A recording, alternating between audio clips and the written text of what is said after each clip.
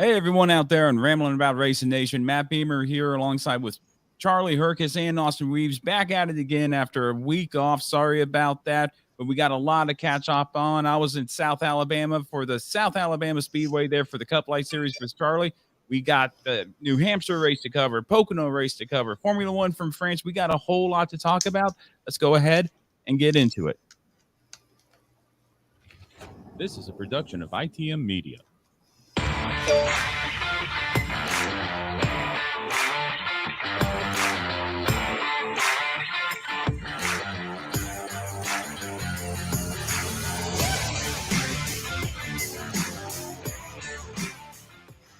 Yes, it is that time of the week, ladies and gentlemen.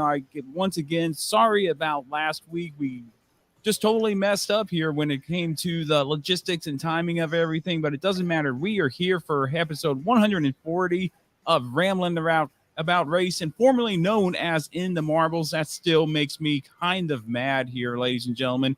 But glad that you're joining us, whether you're on your regular podcast platform, whether you're joining us live today during recording on YouTube, Facebook, Twitter, and now Twitch. Looking forward to that. Looking forward to putting more content out there, such as iRacing, Formula One, F1 2022, Formula One Manager coming up here soon. But here, joined as always again by Charlie Hercus and Austin Reeves. Gentlemen, how's it going? Thanks for being here. And it was great seeing you this past weekend in South Alabama. Yeah, it's going good. Eventful weekend, to say the least. We'll cover that one. I think we'll save that for the last bit of the show. Keep everybody, waiting till the end. A lot happened. So a lot did happen. Starting with brunch Saturday morning, and then ending up at the racetrack Saturday night. So overall, I had a blast. The races itself did not go as planned. Qualifying went great. Qualified pole. But the race itself, not so much. Well, we could go ahead and talk about this real quick. Caroline and I went down to Dothan, Alabama this week, and my sister was in town with her three sons, and we figured it would be a great opportunity not only to go down there and see mom and dad and the nephews and my sister and have the whole family together, because that's a very far and few between when it comes to her being in the military, mom and dad being so far away, and us being here living our lives up here. Now we decided to come down, and it would just so happen to be during the race weekend there with you for South Alabama Speedway. And it was crazy because Caroline said we always plan stuff around racing. I said, that's not true. And she said one word. She said, Charlie. And I said, well, it's not the same as NASCAR. She said, it's always NASCAR or Charlie. I said, well, just be thankful we got out of state for a few days. It doesn't matter. But we did meet up with Charlie at Cracker Barrel. We met up with his new girlfriend, Kelsey. I got that right? Yes. Yeah, okay. Your daughter, Emma, was there, and you finally met our daughter. It was great to see. And I tell you what, it doesn't matter how long it's been. In Austin, I'm sure you could back me up on this. It doesn't matter how long it's been. When Charlie sees your wife, and in this case, my wife, they just seem to click. And, oh, hey, boo, how's it going, boo? Well, for a long time, mine didn't click at all. Like, it was like cutthroat. But now it's like, hey, boo, what you doing? Well, so, yeah, I can back you up on that. Well, now it's every time they see each other, hey, boo, and they just get together. They sat next to each other. And Caroline said, sit next to me. And I said, no, I know you're going to want to sit next to your boo, Charlie. And so I'll sit next to my new boo and make sure, hey, Kelsey, hey, there it is. There she is. She's online right now, texting us right now. Hey there. That's my new boo. And so we got to talking, and then Caroline leaned over to Charlie in just the most confident voice and confident saying ever. She said, hey, Charlie. Oh, no.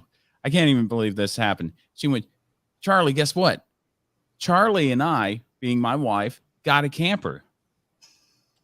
We both kind of look at her. I was like, is that so? You and Charlie got a camper. And, of course, she starts laughing.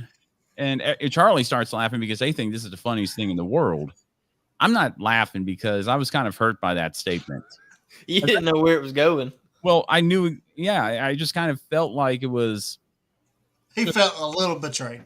it felt like the knife right to the heart, and it really hurt my feelings.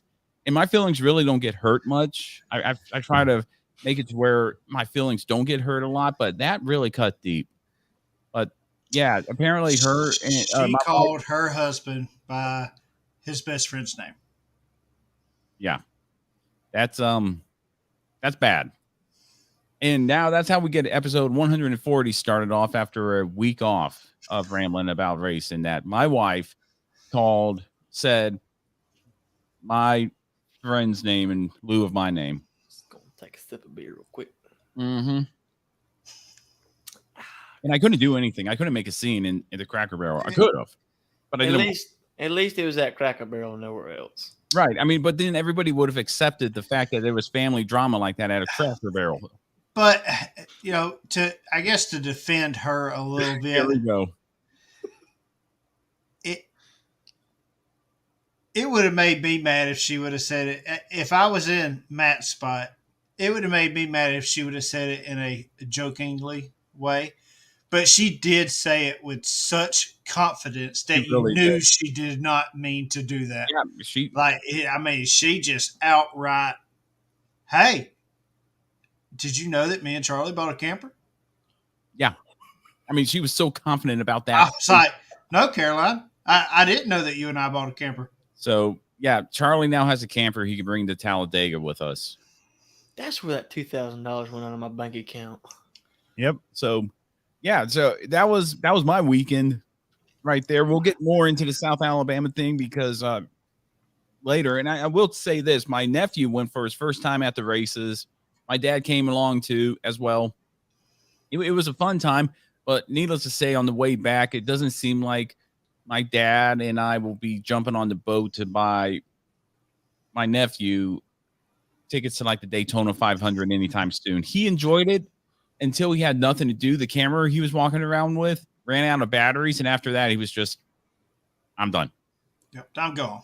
Time to go home. And of course, I got caught up in the pits, and we'll get more into that later. But everything else going good with you guys there this weekend, or this past week, I should say. Anything new?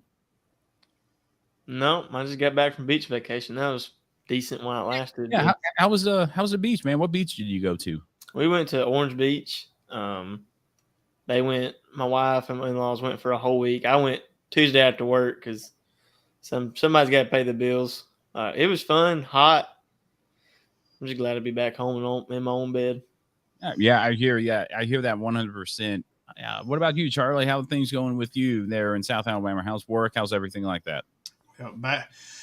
Back at work this week. Got to buy some race car parts to fix the race cars. So that's get ready for a couple weeks from now. Yeah. We'll get more into that when we talk about that. Unless you guys want to talk about that now. No, let's say. No, I got 6 more beers I got to drink before we get to that part. All right, that makes perfect sense here.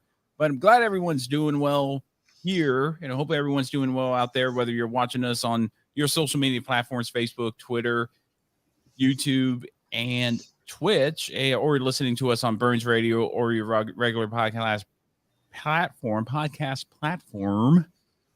Glad to be back. Struggling with them words tonight. Episode 140. I've only had 3 sips of beer, so you can't blame it on that.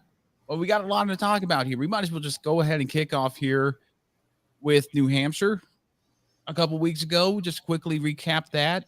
The big takeaway from that is Christopher Bell winning that race with Bubba Wallace's pit crew. That was the big takeaway for me. Yeah, wasn't the whole pit crew, still just pieces of it. And maybe they made a smart move. Maybe it was a good move because both teams seem to pick up, drastically from pit road times overall because of that move. So maybe it was just a chemistry thing. So maybe just shifting those few guys around on both teams helped out. Yeah, it did. And Bubba Wallace also had a great run that day in New Hampshire, finishing 3rd, starting 4th. I'm not going to lie to you. I thought he was going to be one of those things where he qualified well and dropped like a rock throughout the course of the race. He didn't. He stayed up there all day. Well-deserved top 5 for him and that 23-11 team. and both cars right there for 23-11 being Kurt Busch and Bubba Wallace finishing in the top 10 at New Hampshire.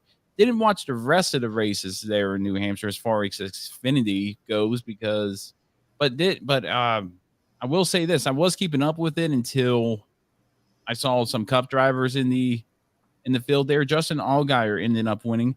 And our guest that we had in the show, Howie, finished 17th. Yeah. Good job. Finished 17th on the lead lap, too, if I'm not mistaken. So, he had a pretty good run. Yeah, he had a great run. So, excited to see him at Talladega. Definitely better than the boy that was in 44 car this past weekend at Pocono, dude. Roger Carruth.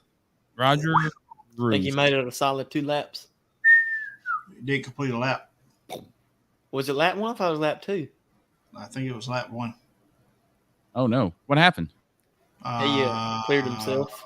Yeah, he cleared himself. Oh, okay. But he wasn't clear. And then he kissed the pit inside barrier. Yes, he did. Hard. Real hard. Sometimes that happens, man. Oh, it happened. Well, that was pretty much New Hampshire right there. Sorry we didn't talk about it more last week. Sorry we didn't. I will say, though, but, it being a flat track, we were kind of worried that it may be a lot like Martinsville. Kind of boring. With it being flat and these tires and stuff like that. But overall, I thought the racing was pretty good that weekend. So it was. I wasn't expecting that last segment to go green. Not at all. As long as it did. I figured we had a tire blowout or something, but yeah, we were all messaging each other just like, "Hey, caution's coming out." Oh, definitely. Yeah. I thought that too, and I like the demeanor, the difference between the look of worry on the girlfriend or the wife of Christopher Bell right there on the pit box, and the crew chief, and he was just calm as ice. I'm done for today. Yeah, I mean, he was just it's not up to me anymore. It's up to the driver. He was just calm, cool, and collected. That's Kyle Busch's old crew chief, right? I don't know. It might have Adam been. Stevens. Yeah, Adam Stevens. Yeah, it is. Yeah. Which I think he's a good crew chief. It goes to show he's still winning races even with Christopher Bell. But I mean, that was New Hampshire. Sorry we didn't have an episode last week to dive more into that. I think we would have had a great time talking about it. But now we switch gears to this week's action. There was an IndyCar race on this weekend, right? There was. I didn't catch it either. There was one. I'll give you the here in a second. Patrick Award. Pato Award. Okay, he won that race. I mean, being there. Johnson finished 5th, I think. Nice. Newgarden had to go to the hospital. Oh, wow. For what? Bad crash, I guess. I don't know if it was bad crash or I want to say debris hit him. Ooh. Maybe. Even with the windshield? Wow. I'll look more into that throughout the course of the show. But, yeah, I mean, it just seemed like to me, with being in Alabama, focusing time on the family and stuff, I didn't really get a chance to watch any races. I had to catch the highlights of the Formula One race, which we will talk about now because there's one thing in particular I want to talk about here. Charles Leclerc was in the lead, and he had the car to beat throughout that race. I don't know if you guys watched the highlights or not, but there came a point into the race where he spun out while leading, hit the wall, and DNF'd. Carlos Sainz ended up finishing 5th, although be it he did have a 5-second penalty for an unsafe release from pit road. But now that leads me to this question for you guys. Ferrari came out of the box swinging the first race of the season here in the 2022 season. I mean, just firing on all cylinders. But it seems like the more the racing season continues for Ferrari, the more that they are in a decline. That's not good for Ferrari. If you are a fan of the Scuderia, you're definitely not happy about that. And my question is this: is Ferrari definitely beating themselves here? I think the answer for everybody would be unanimously yes. But I want to hear your guys' take. Ferrari beating themselves or not? I just think they're in a slump. They can't catch a break. I wouldn't say they're necessarily beating themselves. They're just having mishaps left and right. Yeah, but I mean, week in and week out, I feel like it's just they came out of the box swinging. It feels like they used all their mojo in the first few races of the season, and then that was it. Sounds like another race team I know. That sounds – oh, no. Oh, boy. You're not wrong. Not wrong there, but, man – but I tell you, I mean, it was it was a good race. The highlights that I saw, it seemed like there was a lot of action through there. Carlos Sainz doing a very good job coming up through the field. Again, another Max Verstappen show. Max Verstappen winning that race. Hamilton and George Russell finishing on the podium, second and third, respectively.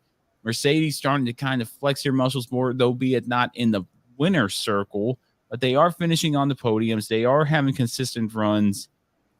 And the constructors' standings is getting pretty tight, I feel like, for that second position. Ferrari still in the lead. However, Mercedes, with the way they're running, is slowly catching up to them and keep this point up. And I think they're going to pass Ferrari for second. Red Bull's running away with the Drivers' Championship as well as the Constructors' Championship, with Max Verstappen just dominating in the points by just about 70 points ahead of Charles Leclerc. So he's starting to which is huge in F1. Right. Unless something happens to Max Verstappen in the next few races and something doesn't happen to Charles Leclerc, it's going to be tough for them to catch up here. And I have a feeling if they're not careful, we're going to see a new dominance here from Red Bull that we haven't seen since Sebastian Vettel was racing for them back in the mid 2020s, yep. 2010s, I should say. Yeah, agreed. Verstappen's definitely found his niche and his groove for sure. So he had a couple DNFs at the beginning of the year, but they've worked that out. So now, yes, the Mercedes group is by all means catching on to this new car and, gaining some momentum, but they're still, I don't think they finished inside of 10 seconds or whatever behind Verstappen whenever they have had podium finishes. So, no, and it's very impressive to watch here. The truck, everybody racing in Formula One. Formula One this season is really one of those good seasons that I've been looking forward to for a while now, and now that's finally happening. It's really fun to watch. Can't wait to see what Hungary brings us. We'll give you more details on when that will take place at the end of the show. Now NASCAR from the Tricky Triangle, Pocono, Pennsylvania. I only listened to the Cup race on the radio, but did you guys watch any of the other races by any chance? I caught half of the truck race. I finished the Xfinity race when I got home about 2:00. Yep. I didn't watch anything when it came to the Xfinity or truck race. Again, I listened to the Cup race on the way home on MRN. But I tell you what, Chandler Smith won the truck race, and their regular season is over. They're in the playoffs now. They are. And we'll give you a full rundown of the standings here and who's in the playoffs and who's not towards the end of this segment. Noah Gragson winning the Xfinity race there for Junior Motorsports again. Very awesome to see him win. And if you're a Noah Gragson fan, I'm not a big Noah Gragson fan, but he seems to be the guy that's the next big thing coming up through the Xfinity series. Curious to see if he could translate that into a Cup series consistency like he is in the Xfinity series, although it did take him a few years in the Xfinity series to find that consistency. And I would say this is a good day for you if you were a Denny Hamlin fan or a Kyle Busch fan. But we had some issues here in post-race inspection. Third place car, Chase Elliott, winning at Pocono, being declared the winner, I should say, at Pocono after the disqualification of Denny Hamlin and Kyle Busch, who finished 1 and 2. Gentlemen, overall thoughts of the Cup race? I thought, just based on listening to it, it was a great race, but I'm curious to see if you watched it, and if you did, what you thought of it. I did watch the race, and I thought the race overall was a good race. There was constant, lead changes, constant, battles for position pretty much throughout the field. There wasn't one car just constantly running away from everybody in the field. So I'll get everybody else's take, and then we can kind of cover the, disqualification of everything. So, Austin, what you got? Yeah, I enjoyed it. Really didn't see no tire issues with left rear going down. Only troubles you saw was turn 3. A lot of them had a a lot of them had trouble with it. A lot in practice, qualifying. That's why Ty Gibbs filled in for Kurt Busch because he wrecked coming out of 3 and had concussion-like symptoms. But other than that, like you said, it was good racing, battling throughout the field.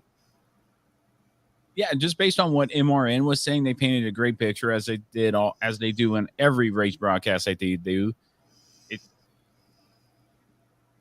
It sounded to me like it was a great race to watch, and I could only wish I was able to watch it. However, again, I was driving home. But then the contact between, we got to talk about this real quick, then we could get into the whole disqualification of the Joe Gibbs cars.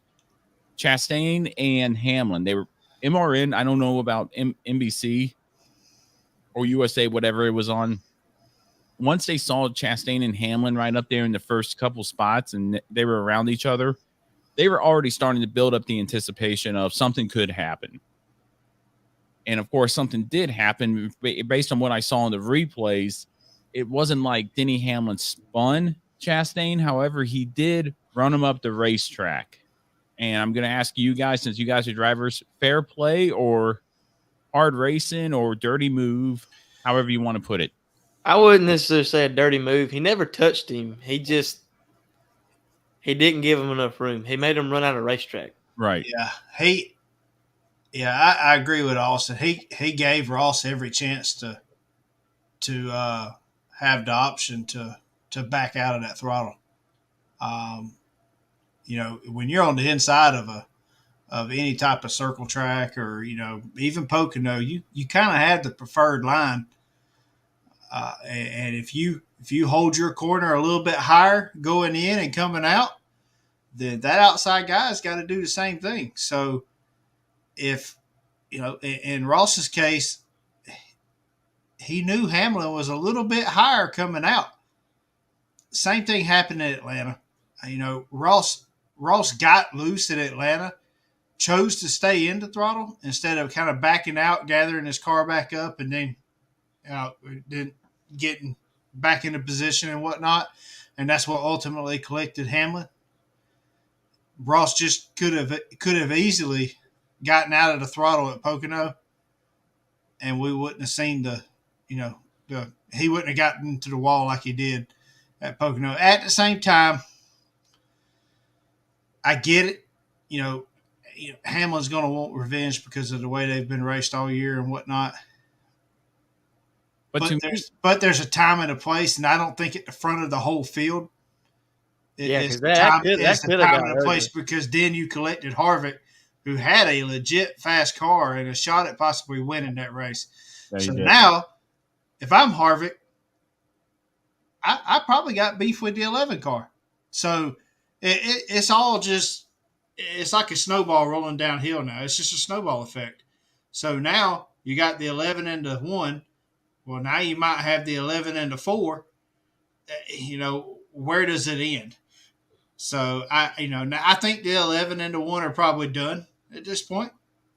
I think you still got one more. I don't think so, because if that was the revenge move, he picked it at a weird time to do it. I don't think that was the revenge move. I think that was, in his mind, hard racing. He didn't want him to get to the outside of him because then he would have carried the momentum off of 1 down the Long Pond stretch into the tunnel turn, and he would have, and that being Ross Chastain, and he would have lost the lead. I think he was protecting his position in a sense with that point. I don't think that was a revenge move because both teams are already locked in the playoffs with Denny Hamlin with his win at Richmond and Ross Chastain with his 2 wins at Coda and what was it? Talladega. So to me, that wasn't the revenge move. That wasn't the payback. When they asked him on the front stretch, is that payback or was with Ross Chastain, are you guys even? Ross Chastain didn't say, yeah, we're even. He didn't close the storybook on that one. I think he's still got 1 or 2 more coming, not only from Denny Hamlin, but possibly from a Martin Truex. In fact, that whole Joe Gibbs organization would probably make sure that he is not going to advance far into the playoffs if they could help it. Mm-hmm. If I was Joe Gibbs Racing. Yeah, I'm not saying Hamlin pulled a dirty move, but he definitely knew what he was doing. He knew what he was doing. Yeah, he knew exactly what he was doing. And Ross could have checked up. Same thing in Atlanta. He could have lost a few spots. Right. Both of them made a decision, and they stuck with it. Just one of them made the wrong decision. And I do hate it for Harvick because, like I said, he did have a stellar car. Oh yeah, no doubt. And then even if he could have got around Ross and finished third, he'd have had a win.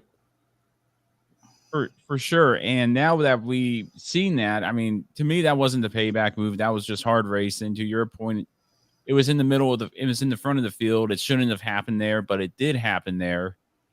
And if you had no idea what was going on between those two drivers before this event, you would just say that was a racing incident.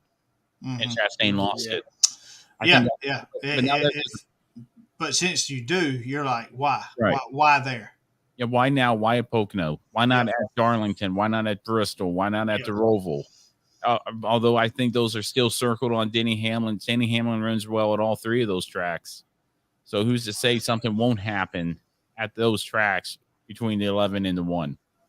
I think if it comes down to it, like round of 8, and it's between Hamlin and Ross advancing, I think that's when you'll see the revenge part come out.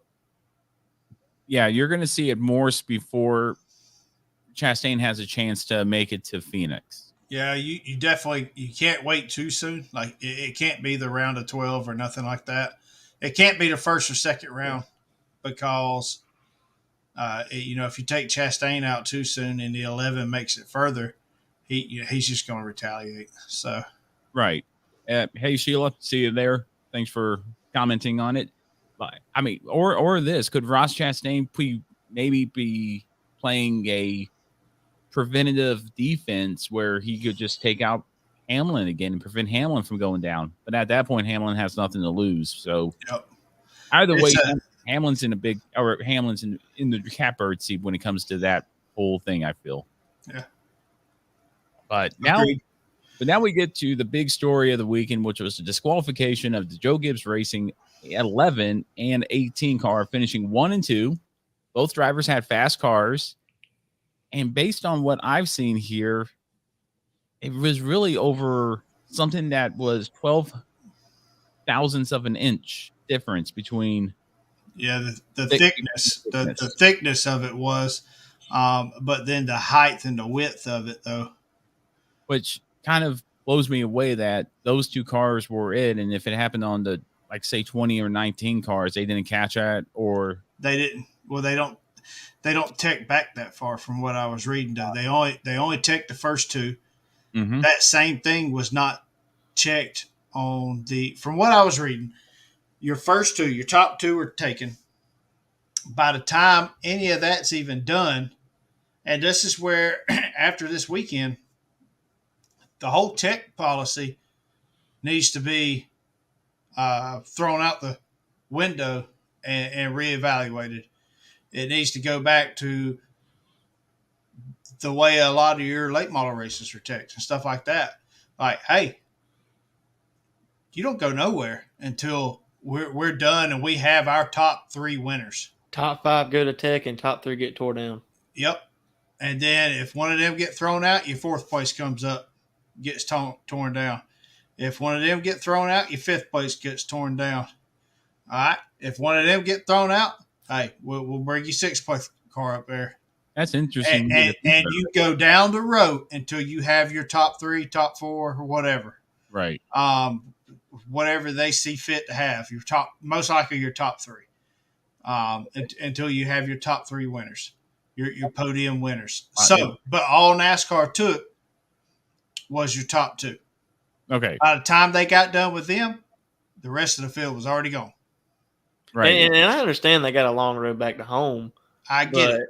But I'm a Chase Elliott fan by heart, but if top 2 get thrown out for one disqualification part, then 3rd should have been checked, 4th should have been checked. Let's face it, they got the manpower. They could do this. Yeah. Right. Okay, so that makes perfect sense. So instead of saying everybody go home until we have, like, say the top 5 official, because usually, what is it? The first driver who falls out of the race picks a random number, and that team gets inspected, and then the top, I guess, 2 just get inspected, but then usually through whatever don't. It's usually what they do. Usually they take like the top 2, and then they pick a random car throughout the field. And yeah, I mean that's just kind of, to me. What if Chase Elliott was illegal? Exactly. I don't know. I don't think he was. I think just Joe Gibbs Racing pushed the envelope and they got it. 1/1200ths of an inch or thousandths of an inch. I feel like that doesn't make a whiff of difference. Well, you say that, but if it's aerodynamic, it can make a lot of difference. Oh yeah. A lot. If that was the case, why bend the little corners of the? Why flare it out on the old cars just a little bit behind where the exhaust used to come out? Oh, I remember that when the tire changer carrier would just pull it out. Yeah. Okay. Fair enough. I mean, but to me, 12/1000ths of an inch. I mean, I feel like I can't even wrap my head around how minuscule. Oh, yeah. And so it don't make a lot of sense. But that's like when what's his name? The 51 car. Stephen Nasse. That's like when he got threw out. Now, granted, the rule book was black and white. He got threw out at a snowball derby race a couple of years ago. No titanium in your brakes. No titanium in your brakes. Majority of the brakes wasn't, except for one itty bitty spot on the piston that was titanium in the very, very middle. Gone. Travis Braden ended up winning that race, and he never led a lap. Yep. Travis Braden had to rebuild the right side of his car just to make the race. Yeah, and it's just one of those things where, to me, it's crazy to see a person who didn't lead a lap win. Yeah, and it's like that throughout racing. Yeah, and I get it. If I finished fourth and didn't lead a lap and wound up winning the race, listen, I'd be happy. Sure, like, hey, a win's a win. I'll take the points, but it ain't gonna be all. But you're not gonna celebrate. You ain't. No, because in a lot of ways, yeah, you're gonna be happy for the points, because it's still gonna be a big picture thing. But as far as small picture, you're gonna be like, I didn't earn that. Like we didn't win that today. The only way you celebrate a win after somebody gets disqualified in my eyes is if you protest. Like if I finish second and Charlie finished first, and I'm like, I know he's cheating, then you might celebrate a little bit. Or when you win and the second and third place cars protest you, and fourth place cars protest you, and they put up like $1,300. And you win more money from protest when you do that. And you win more money, and you keep all the protest money plus the winnings that night because you told them up front this car is perfectly legal, and I told them this engine's legal because I just put it together 2 nights ago. And they still tore it, huh? Weren't me and you the same racetrack in the same place that time? I think we were, yeah. And I pretty much told them, hey, this engine's perfectly legal. I personally put it together 2 nights ago. They just kept bringing notebook paper. And they just kept handing $100 bills out that night. And I was like, do what you want to do. Charlie, get it, read it. Austin, take this off. Oh, another $100. Austin, take that off when you had it. Yes, sir. So we ate good that night. Roy walked out of there with like $1,600 that night. Nice. Plus winnings. Well, Jason brought up a good point. Jason Reeves said 12/1000ths of an inch is 4 sheets of notebook paper. So thank you for that. So now I have an idea of how. Just still, it depends on the brand of notebook paper. Oh my goodness. No, he does have a point. There's some thick notebook paper. Yeah. Bless you. Oh, thank you so much. But yeah, that was pretty much Pocono in a nutshell. I thought it was a good race just based on the radio and what they portrayed out there, or MRN did. So that's going to be my race of the week in there, and then the drama at the end. And I commend Elliott. I'll tell you this. I don't know if he means it. I'm sure he does. He said Hamlin finished first. He crossed the line first. He could keep the trophy if he wants. If I was Hamlin, I think I'd do the big thing. Like, hey, man, you got this. And it's yours. But I like what Chase Elliott did. Even though I like pulling against Chase Elliott, I will commend him for that. So race of the weekend for me was the Cup race. And I'm just looking forward to getting into talking about Saturday night. I don't know. A trophy's a trophy. If I finish third and get a third place trophy, it's coming home with me. I don't care. Yeah, look, I think I got a 5th place trophy right here somewhere. If they gave out 4th and 5th place trophies, I'd hang on the wall. Yeah, I know there's like a 4th and 5th place trophy that I got from karting back there somewhere. But there's probably like 30 or 35 carts too. So, by God, I like that 5th place trophy. You earned it. By gosh, yeah. If it's a piece of plastic. Especially when I told them, hey, I'll just start in the rear. I want to make it interesting. All right. Well, race of the weekend for you guys. I only caught the last 5 laps of the F1 race, and I'll be honest with you, I've only watched one SRX race all year, and that was the Five Flags race.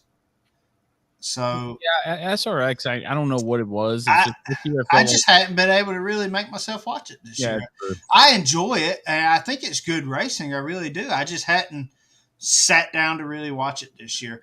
But I'm gonna go with the Cup race. So overall, good racing. What about you, Austin? Race of the weekend. I'll go with Xfinity. I think it was like last 10, 15 laps. You had to Ty drive, Gibbs and drive a Gregson. perfect race. Yeah, like there was no room for give and take there. Gregson didn't end up winning, and Ty Gibbs liked to have won it, but he got loose going into 2. And I think that's what sealed the deal for Gregson winning it. So we go with Xfinity race. All right, I like that, man. Well, upcoming, we got a lot of racing this weekend. We're going to start off with the Formula One race from Hungary, Sunday, July 31st at 9 a.m. Eastern Standard Time. I believe it's going to be on ESPN. Can't wait for that race. I mean, right there at Hungary. Hungary always delivers a good race, I'll tell you that.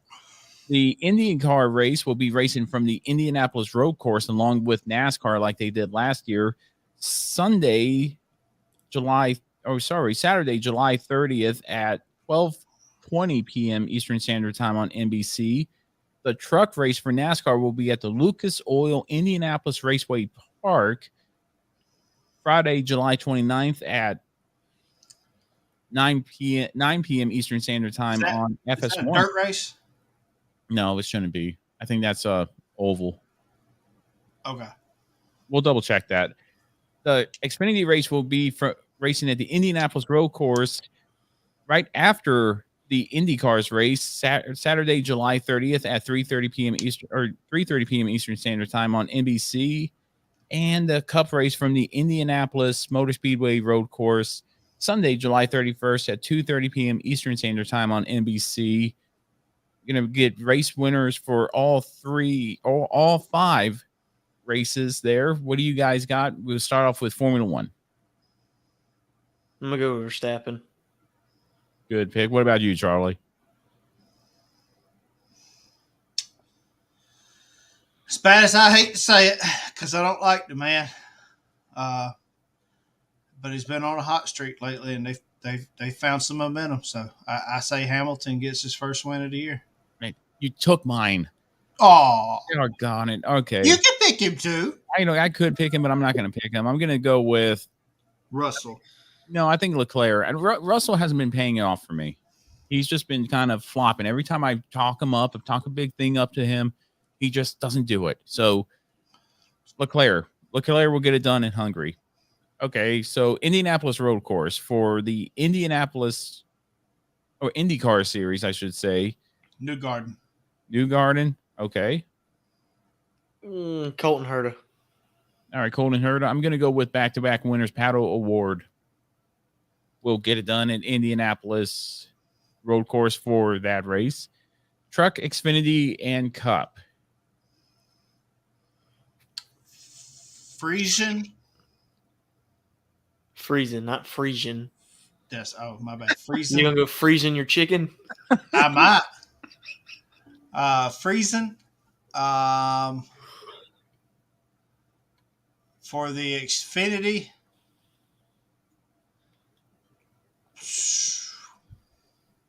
I'll say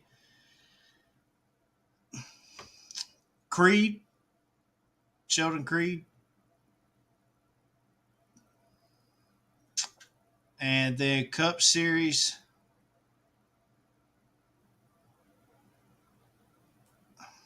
Man, that's going to be a tough one on the Cup Series side. Cup Series will be. It's going to be do or die. So I say Harvick bullies his way to a win this weekend. All right. What about you, Austin? Truck race, I'm going to go with Ben Rhodes, Xfinity. I'm going to go with Gregson again, back-to-back for Gregson. And then Cup, I'm the same way like Charlie, do or die. I'm gonna say Truex. All right. That's not the same. You didn't pick the same guy. Well, But he's in the same situation. same situation. It's not the same guy though, so it's not the same. All right. For me, the Cup Championship has just started. There's a driver on the outside looking in right now. Matt Crafton's in that 10th position below the cut line. I'm going to go with Matt Crafton securing his way into the next round for the Truck Series. For the Xfinity Series, I'm going to go with the dark horse here, I feel, but I think he could do it. Daniel Hemrick will get it done there in Indianapolis. And I'm going to have to go outside of the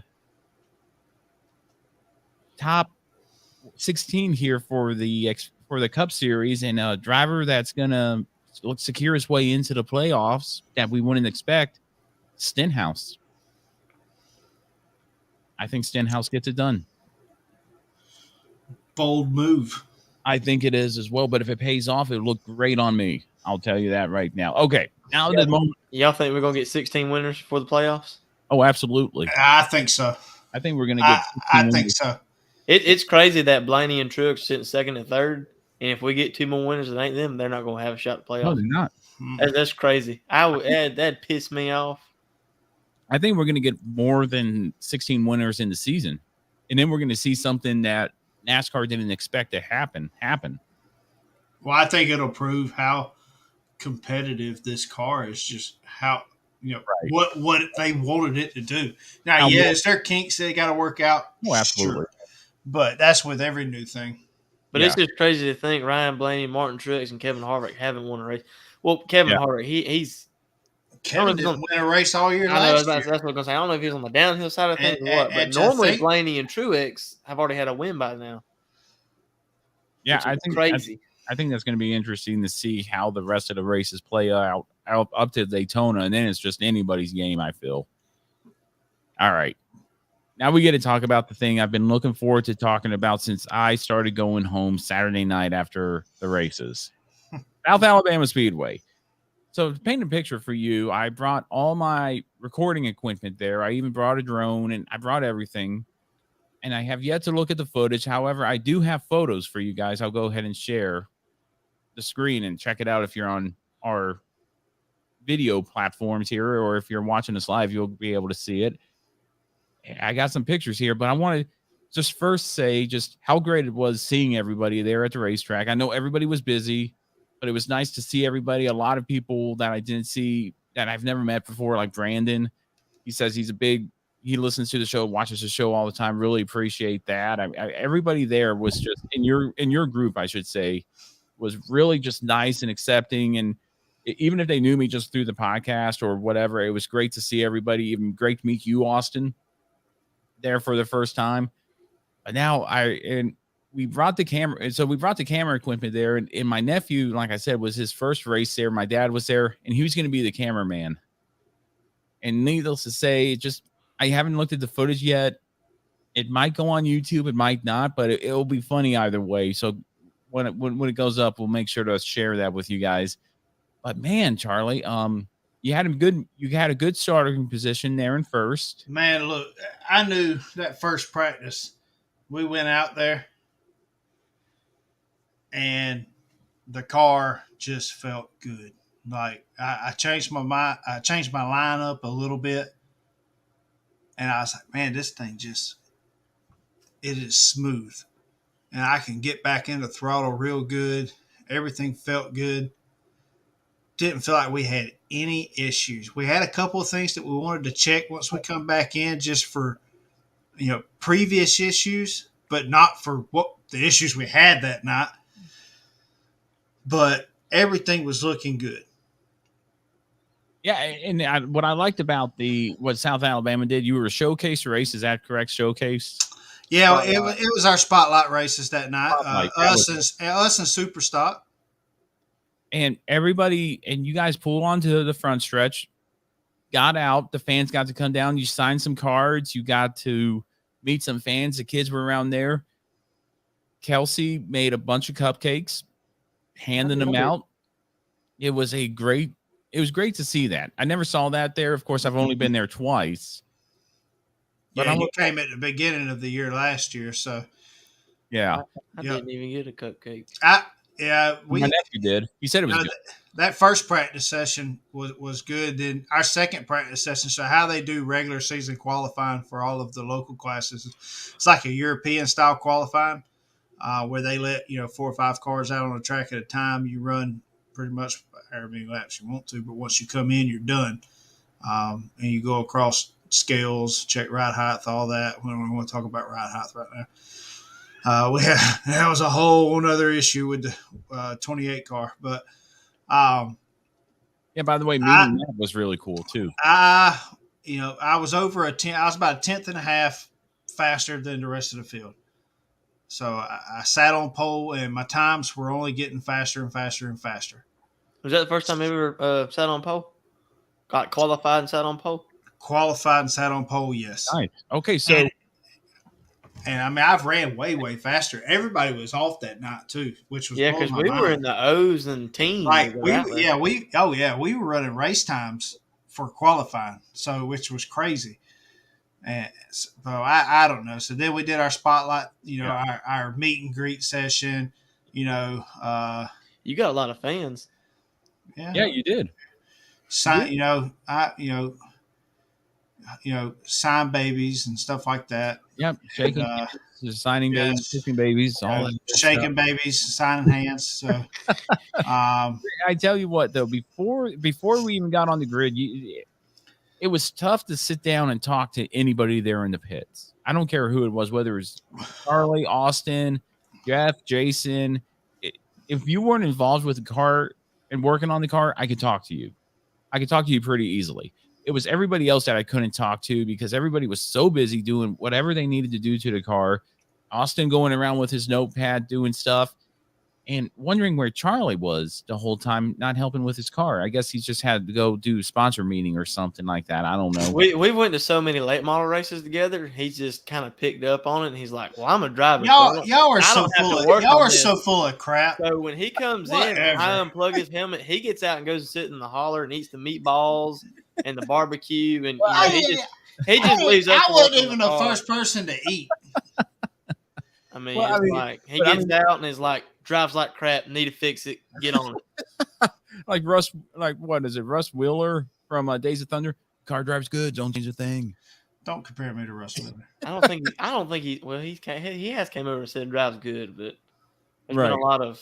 But there is a beehive of activity. Everybody was involved in it, which was great to see. I do get asked for help from other people in the same series, like, hey, what about this issue or something like that. You got any JB Weld for the radiator? Yeah. Even if I had it, I wouldn't have gave it to him. That's another story right there. Yeah, it is. Okay, it's like you notice they said other people to come ask for the stuff. So after the meet and greet was done there on the front stretch, you guys get in the car. I take my position there. And by the way, thanks for the shout out there. It sounded good hearing Ramblin about Racing podcast over the last. Did you see me point my finger at you? Oh, I saw that. I saw you. I saw that. I was in turn one. Yeah. Okay. So I get my camera ready. I brought my camera there because I wanted to get good pictures. I got some pictures I wanted to show you guys of the race car and everything. And then the green flag started. And then once they went down into turn one, once you guys went down into turn one, it's like I took some photos and like, okay, I wait for them to come back. And I just hear the PA announcer, Charlie Hercus off the pace. I'm like, here we go again. He's gotten pretty good at saying that. We got to give Ryan credit. He's gotten real good at saying Charlie Hercus. They're good at saying my name and off the pace in the same sentence. Almost like he just could hit a button and goes, Charlie. He's got it recorded. He's got it. He goes, he's absolutely like, there's a little button saying Charlie Hercus off the pace. Charlie Hercus off the pace. Charlie Hercus off the pace. Oh no! Charlie Hercus off the pace. Oh no! Charlie, oh no! Okay, stop it, Charlie. Yeah, we get the daggum point here. Oh no! Please stop. I'll mute you. Anyway, so about 5 or 6 laps later, I go over to the pits because I knew they were probably busy. I didn't know if Charlie was mad out of the car.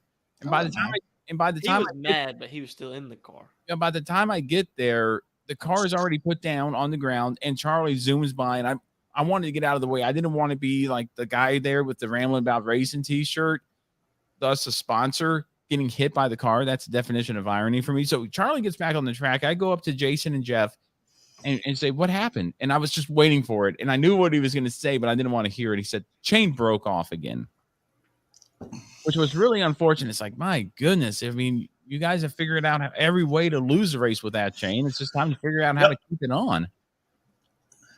So the chain came off again. Yep. And then I started. Honestly, well, no. If I'd have known the rule of the track, that I wasn't going to get any of my laps back when the cautions come out, we'd have parked it right then and there. But since I was back out there, I made up my mind that I was going to prove a point. Well, and it was one of those things where the attrition of the race there at the end was one that I feel like you could have gotten a decent finish had you finished. But if the rules were like NASCAR and the caution comes out in the next, I still could have won the race. If what is it, either the first car lap down or laps down, we'd have had our laps back. Yeah, with like 10 to go. Yeah, there was a lot of things going on in that race, and one in particular, I got to show you guys a picture of that 73 car that I took. Oh, it's demolished. Oh yeah. So I walk around up to the exit of turn 4, and I see my dad and nephew, take a few photos of them, and then I see the caution came out, and I turn around, and there's Charlie in turn 2 against the wall. That I will say this: I've been spotting since I've been going to Kinston. That's probably the biggest oh crap, here we go moments I've had spotting. Oh yeah, because he spun out and hooked, and when he hooked, I turned away because I knew it was going to get bad. Yeah, you couldn't have slid a grease BB up my butt at that moment in time. I was like, oh, crap. Because I know how fast some cars are, and I know how hard it is to get them stopped sometimes, and I knew what he was fixing to hit. Yeah, I thought I was going to miss the tires and it straight concrete wall. With a light pole sticking up between it? Yep. And I'm glad the car did hook all the way around, and I wound up not touching anything. Wow. So I don't know how. And I keyed up the radio, and I was like, yeah, we're done. I'm bringing her in, and we're parking her. Well, that was the first thing I was like, God, I was like, Charlie, you all right? Yep, we are done for the night, boys. And I was like, dang. Yeah, my nerves were gone after that one. Okay, so here's where everything starts to get interesting, at least from my point of view. I'm in turn 4, and I see Brandon coming. I don't know if he came across the track or whatever, but I saw Brandon walking up. And I asked Brandon, is Charlie okay? And I guess he switched it to your radio or something. I don't know if he was spotting for you or Austin was. I think Austin was. But I asked, is Charlie okay? He said, yeah, he's fine. It's like, okay, good. That's all I care about. And then all of a sudden he says, I start talking to him, and he says, hold on a second. And he starts beelining it, running. So it's like, well, I'm going to run too. And there I see it. The thing we talked about and joked about before the pre-race with my nephew. If you see us start the fight, you bring that camera up and you record. And you record. He was, of course, in the grandstands with the dead battery with the camera. But I had my camera. Share the screen. No. Share the screen. No. Matt Beamer. Yes, sir. I knew we was going to be friends one day. Share the screen. Share the screen. Okay, how do you do this? How do I do this? Hot diggity dog. Matt Beamer's a pop star. Okay, here we go. Okay, you guys see it? Yeah. Okay, so there's Charlie's car. Man, I'm rolling over a little hard. Okay, well, at least I got you some photos there. Charlie's car again. I'll send you these photos. And there it is. This is the best picture I could get of the fight right now. And there came a point there, and you can see Austin there on the right, and I think that is Jason right there. That's Jason and Brandon. And Brandon's got good form. Jeff's got good form. Yeah, he does. Brandon is, I feel like Brandon, just looking at it right now, is center of gravity's low, and he's pushing. It's like he played football or something. Yeah, Jeff's kind of got low and got under Jason. Well, Jeff is already low, so he's got. All he's doing is just pushing. So at this point, I want to keep taking photos, but then I'm torn here because there came a point where I was looking at this and it's like, well, these are kind of my buddies here now. I feel like, and there was a lot of people on the other side of the pit road compared. Keep in mind, guys, I haven't even made it to the pits. No, if you look right above the blue tent, you see the orange light. Oh yeah. That's where I'm at. This is where Charlie's at, right? Charlie doesn't have a clue what's going on because me and Brandon have the headsets off and the radio's turned off. Right, and I'm of course behind the camera looking. I was talking. This is Brandon, by the way, and I was talking to Brandon, and I wanted to get, I didn't know if this guy with the American flag, very patriotic. This guy's security, obviously. He was. Yeah, he's like that's Justin Gant. He's like freaking 6'8". Yeah. I didn't want to mess with 300 pounds. I didn't want to mess with this guy. Hey, big old youngin. Let me tell y'all, he big old youngin. Yeah, but I mean, there's Matt, Charlie's teammate, right there. I don't know who this Matt is. That's Chuck. He helps us out every now and then. Chuck would have been with us. He looks pretty mad. Like he's sizing security guard up. Yeah, it looks like Chuck's trying to go for the low blow against Justin there. He's thinking about it. I'm like, Chuck, I don't know if you really want to go after Justin there. I mean, they're like, it's going through Chuck's mind. Like, it's like for a moment there, Chuck was too big for his britches. Looks like a 4-year-old. You just took his Capri Sun away from him and told him he couldn't have any more. Yeah. So I gotta send that to Chuck for sure. Okay, but Chuck, was you ready to whip the security guard's butt or what? That was now, Jason here was the center of it all. When I got there, he was the one that was really mad. Let me go ahead and stop sharing the screen. I'll show you the 73 car here in a second here. But he was the one that was really mad. After that, I took those series of photos. I thought, well, I saw the line foreman. And I don't know who it was, to be honest with you. Fuller? He raced in the series. Fowler. You just saw a bunch of 83 Charlie Hercus racing with cross checker flag shirts. Right. I saw my team, which was the Charlie Hercus team right there with my racing shirts. I can't believe you got pictures of it. Proud sponsor moment from Matt Beamer at Ramblin about racing. Glad I took photos. I wanted to keep taking photos, but then I thought I didn't want Jason to get mad at me or anybody else to get mad at me. So I took a series of like 5 photos and then put the camera down. I emptied my pockets. I thought if we're gonna rumble, hold on. Did you have the flip flop in your hand? No, I kept that on. At this point, Matt had already taken his shirt off. He was screaming Eagles, baby, screaming Eagles. I'm doing push-ups. I'm getting ready to go. I even found my guy. I don't know who it was, but I looked across the lane of people and I went, there he is. I'll save what I really want to say for the last. So we'll finish our story. And so at this point, Austin, you're pretty much in Jason's face. You know, trying to calm him down, but at the same time, you're kind of upset as well. And there was a lot going on there between the time I took the photos till the time I decided if there needs to be a fight, I'm going to put down my stuff and get ready to fight. And I drove 8 hours to South Alabama. And I had whip butt. Open up a can of whoop butt. That's right. I like hockey. Listen, Matt got in the truck. He said, "Well, I'm going to Kinston to kick butt and chew bubble gum, and I'm leaving the bubble gum at the house." Man, I was ready to go. I was so excited.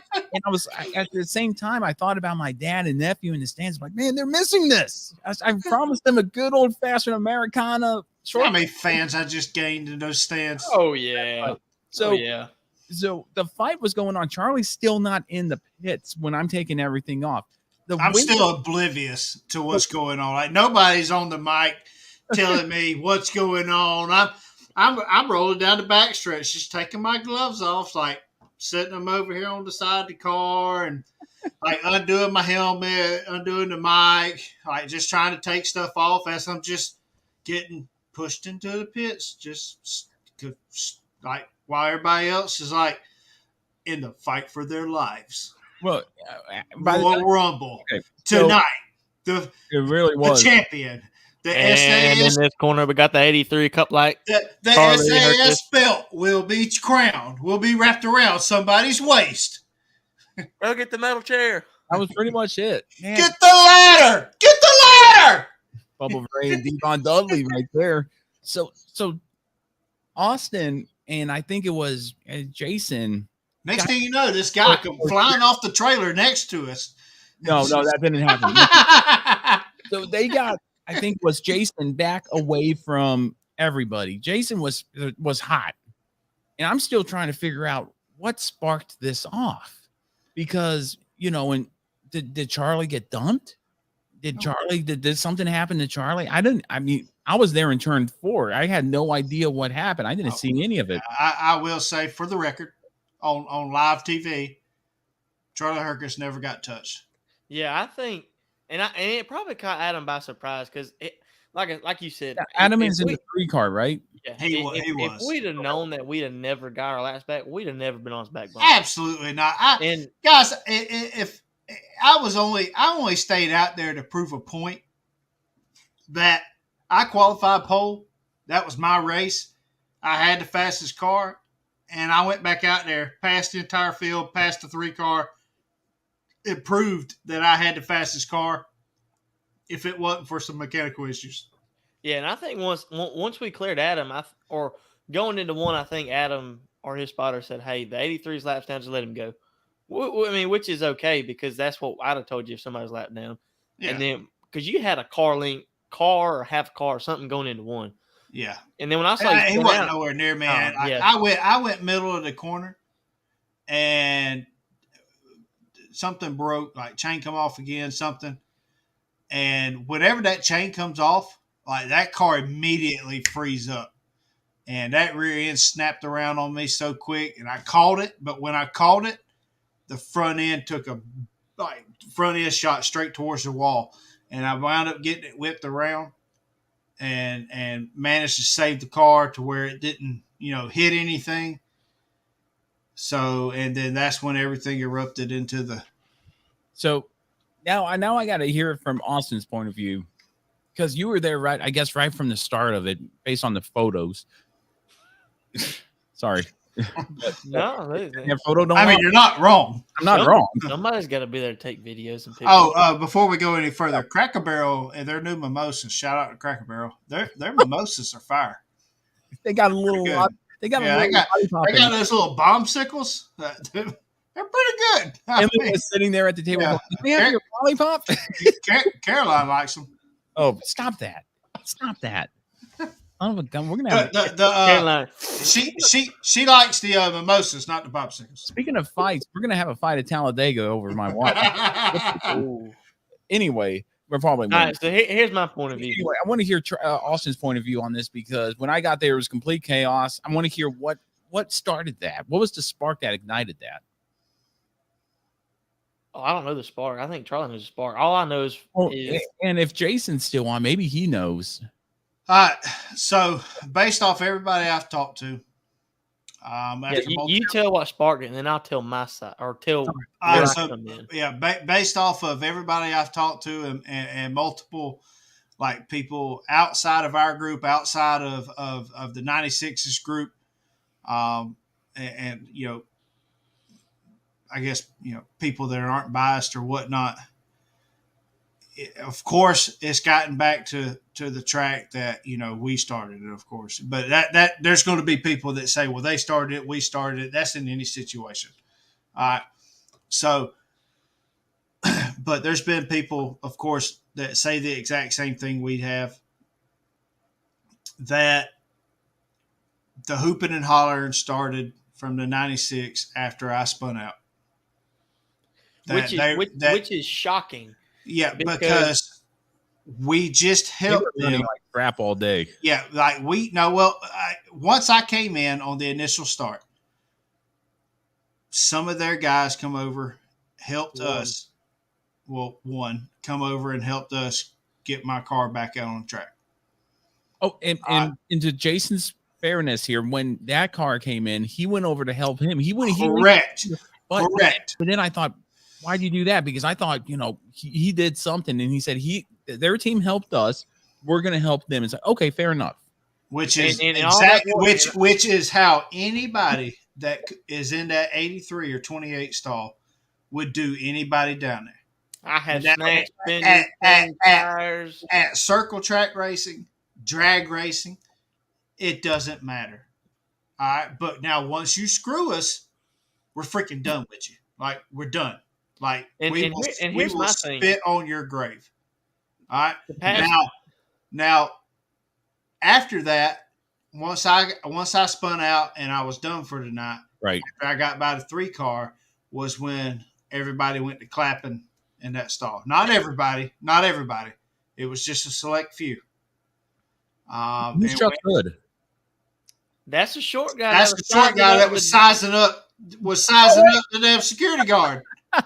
He was sizing up the security guard like somebody just talked bad about his mama and stole his juice box. Let me go ahead. Let me go ahead and share the screen here so I can oh no, where did photo go? But so what happened is, let me bring that up here. Okay, here we go. there it is. There's Chucky. Chuck sizing up Justin over there like, hey, I'm finna whip this. This is gonna be my one free chance to get a cheap shot in on this security guard. That's that face when your mom gives you 5 dino nuggies instead of 6 dino nuggies. Yeah, like mama, I asked for 6. I didn't want them microwaved either. I wanted them cooked in the oven. And you ain't giving me a Capri Sun? Lord. Where are my French fries? Where's my ketchup? You didn't cut the crust off my PB&J. I wanted a Chick-fil-A chicken sandwich, not a Popeye's chicken sandwich. You said we couldn't stop at McDonald's because we had food at home, and we ain't got food at home. What's the deal? Mama, my shoes don't fit. They hurt my toes. Mama, you said these tennis shoes make me run faster, and I'm still slow. The kids still laugh at me. That's gonna be such a meme. We can. They don't even light up, Mama. Okay, I'm done. I don't know. Oh God. Okay. Anyway, but so they went to clapping and stuff, and Jeff said something to him like, "Hey, what are we clapping for? Like, we literally just helped y'all get the car back on the track and stuff like that." Was there because the animosity towards us, just like, "Hey, glad that I wrecked." And that's the hard thing I'm trying to wrap my head around. For the yeah. past 2 years, So when Jeff said something to him, like, why are we clapping? Right. The son that drives the orange 96 car that races in my class started off the trailer and started down towards us.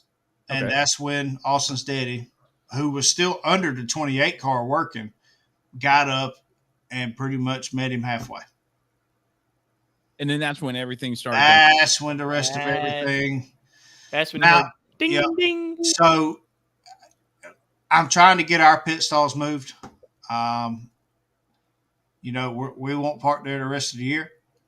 There's no point in there being this much tension between us and them, and then us having to, for the last 3 races, and us having to park right across from them. There's no point in it.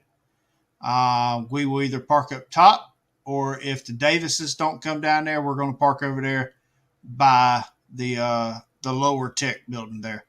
So just to eliminate any, further issues. And then before next year, we will have our stalls moved because I know they're not going to ask to have theirs moved because, in their eyes, they haven't done anything wrong. And that's who they are, how they are, whatever. So, but I will tell y'all, like, what got me and what has really fired me up, and I'm not gonna lie, like he will probably come after me on the track. We all know that's how they are, who they are, and I'll handle that then.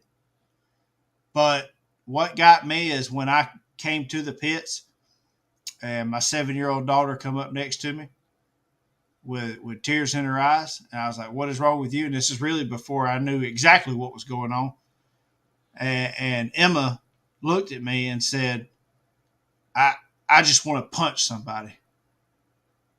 And I was like, well, you're my daughter for sure. But, at the same time, I'm like, baby, if there's a little kid over there, you go whip their ass. I mean, hey, they right over there, baby. You go get them. Like, they brought the dog to the track. Go hit him. Yeah, you go kick that dog in the head. Well, I noticed 2 things about that whole thing here. One, the 96 car and those, what is it, Fowler guys? I don't even know. Fowler. Yeah. Those Fowler guys, when the dad raced in the 94 car, he was just dominating. And I guess the son thought he would do the same thing in the 96 car. That car was crap all night. Yep. Crap all night. Especially after he yeeted it off into the tires. Well, and that's what I was getting to. For the past 3 years since I've been running, every year they have came over and asked us for parts. I asked you for parts. Yep. Well, I asked Matthew. And see, that's the thing, Matthew. That drives the 28. Even he knows them, like outside of the track and stuff like that. And has known them for years. And even he said, "Hey, they were in the wrong. Like that should have never happened." And I will not stand for that. So, well, I mean, so what happened was in these are the first practice or second practice, something broke, locked up. He sailed it off of 3 and 4 and went straight into the tires. Is that where he got the image? Yes. Okay. When it came in on the record, there was no nose, airbox crunch, radiator, whatever. Even then, one of their crew members came over and said, "Hey, do y'all have any JB Weld where we can fix this radiator?" So I'm like, why are you going class? And we haven't had no run-ins with him this year at all. Charlie's never touched him. He never touched us. I mean, 2 years ago or last year maybe. But this year, like, we haven't even touched him. No, it didn't seem like it. Not based on at least the videos that I've seen through the streaming service there at South Alabama Speedway. But I will say this, and I guess this is one of those things where if you start approaching another team in like kind of like somebody says something, you could talk smack all day, you could chirp all day, but when somebody responds to that with an action like coming over, is that uncouth on any type of level of racing? Is that kind of a show like you said something, back it up, and okay, I gotta? I mean, you pay $150 for each pit stall. So Roy has $300 for the pit stalls, and they have a 83 and a 55 on them. Yeah. So those are Roy Hessner's. That's Roy Hessner's 2 parking spots right there. So would it be kind of similar to where in Indianapolis a few years ago, where Kyle Busch's crew chief went into Truex's pit box and they said, "Get out of my box"? That's our home. Okay. When we park, so and the track has rules. Like what you come into that pit stall, I mean, you're asking for it at that point in time. So it's similar to just anywhere else in racing. You don't go up to anybody else's pit box. You don't go up to anybody else's stall unless you're, 1, invited, or 2, if you are invited, you stay outside in the line until you get what you need. Yep. So, okay. Pretty much. So fair enough. So wait, did Fowler come into the pit box or did he come in the middle? No, I don't think anybody actually went into anybody else's pit stall. But we ended up over there. Yeah, well, the fact that he made advances towards us first is really and truly what triggered the whole thing. Right. And I give it to the Reeves. You, Austin, Jeff, Jason, I tell you what, man, you don't have anything, Charlie. You have loyalty. Oh, yeah. No, I agree with that. And I love each and every one of them to death. Did you have to single the Reeves out? I mean, there was Holtz and Hoods. Okay. In my defense, I didn't know Brandon's last name. Okay, Brandon's loyal. You might as well call him a Reeves. Yeah, but Chuck wasn't eyeballing nobody but the security guard. Yeah, Chuck was. Chuck wanted a piece of Justin. Chuck's like, "My gosh, I'm finna knock a foot off of you and take it for myself." Man, I tell you what. Oh no. So that's what happens when you eat vegetables as a kid. My mama wouldn't feed me those. But man, I tell you, man, that was just crazy. And then afterwards, and what, Austin, you said something like people were saying something to you. Yeah, I'll get.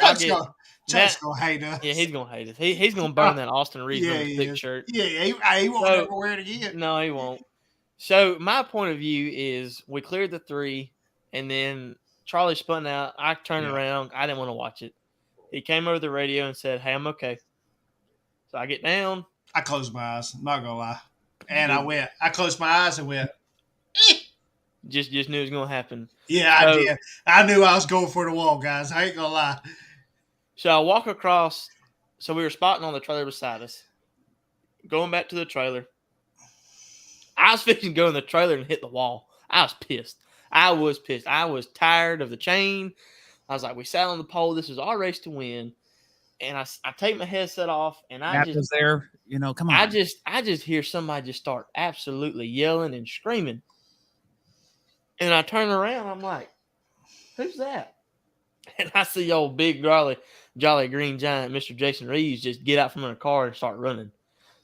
One thing about a Reeves, if you see us running, you better run too, because it ain't good. And I'm like, Jason, don't run. And then I look in their pit, and he's coming across, and I'm like, this fixing to get ugly.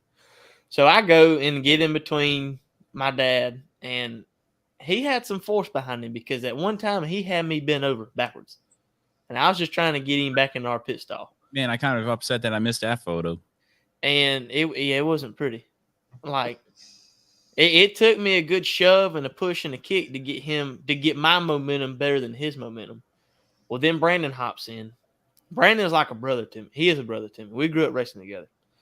And then Jeff comes in, and we finally get him back. Well, then somehow we end up back over there at the pit stall. Jabbering, gibberish, whatever. And then I'm circling around. We went from left side to the right side of the pit stall. And then my father-in-law has been coming to the races with me. My father-in-law, he ain't got a clue. He can't spell race car backwards, but he's a good help. Oh, yeah. I remember him, yeah. And Eddie's a great guy. And Eddie was turning around walking back, and one of their pit crew members comes up and pushes him in the back. Jason Fowler's brother. Well, my father-in-law is a damn true redneck. Like, so he turned around and had a half-cock, fixing to hit somebody. I'm like, no. Half-cock Judy. You don't walk around with a half-cock Judy. And I'm like, no, because we've been to the bar, and we've gotten a couple bar tussles, and I'm like, that ain't going to be good. So I pushed my father-in-law back, and then I pushed what's-his-face back. Well, when I push him back, he looks at me and goes, I will F you up. And I'm like, I bet you will. And before I know it, Eddie Brust had one end and Brandon Holt had another. And Chuck, the guy, his wife was in front of me. And when they got me back, I said, why did y'all grab me? And my father-in-law said, I knew it was fixing to get ugly. Because I'm not the biggest, baddest guy, but there's a couple things you just really don't say to me, and I will F you up is not one of them. Just like you don't thump me in the ear. That's the exact equivalent to it. Oh yeah, I remember. I did that to Charlie once. He was pissed. Oh, he did not. I did it signing into the race one day, and I about put Austin through a 4x4 pole. He did. That's the maddest I've ever seen him. And the funniest part is they wouldn't let me out of the race car that night either. Man, my sister held me, pretty much hovered over the car that night and held me in Saturday night. I tell you, and the funniest part is yesterday at work, me and my father-in-law working together, and he looked at me and he said, "Do you remember anything you said Saturday night after the altercation?" I said, "No." And he told me a list of things that I'd said, and I just started laughing because they weren't nice by no means. They were some massive Fergusons and some gosh darn and some other stuff that I can say once we get off, once the mics are cold. And then what topped it off was my aunt. She has a torn ACL because 2 weeks ago she was at the SRX race, and I let them take my Ranger. She jumped off of it, twisted her knee. She tried to do a toe touch off the back. While I am holding my dad and my uncle back, didn't do a toe touch. She is in the middle. We're not white trash. We're not white trash. We're not white trash. And it's taking everything I can not to bust out laughing, because it is the funniest thing. That's the funniest thing I've ever heard in a fight. We're not white trash. We're not white trash. Bum knee and all in the middle of it. Like you're screaming this, so you're in arm's reach. Carissa's borderline finna pull that ace bandage off, start strangling people. Man, I tell you, there was a clear difference in like seeing all that, because when I was watching it, and we had them outnumbered like 2-1, 3-1. Well, you gotta think about it. Me, Jeff, Jason, Brandon, Eddie. That's 5 right there. And Matt, yeah, not counting the 10 from the other pit stalls. And Matt, yeah, Matt, and Matt, Emma was Emma. Matt had the she told Kelsey. I was ready. She told Kelsey, she was like, I was gonna kick him in the no-nos, and she told me, I'm telling you, but I had no. I just wanted to punch somebody. I was like, golly, I had to pick her up and tote her in the trailer. I said, baby, And I Calm down. had no intention of fighting. I was just worried about getting our pit crew members back to the 55 and 83 stall. You know, I was good until homie took a cheap shot at my father and said what he said to me. I was good. Yep. I was decent. I legit think, like, with all my heart, none of us wanted to fight. And I kind of wanted. Well, I told the people from the track that I've talked to, I told them, I said, look, none of us wanted to fight. Like, any of the people that ran it were trying to get a few of us back. I said, but now, when a couple of them actually come in there and started actually pushing and shoving and saying, I'm about to F you up, crap did start. Hey, it was about to really get out of hand then. I said, because that's when the cheap shots started. And I said, that's when I started telling them, I was like, that it just got out of hand at that point for sure.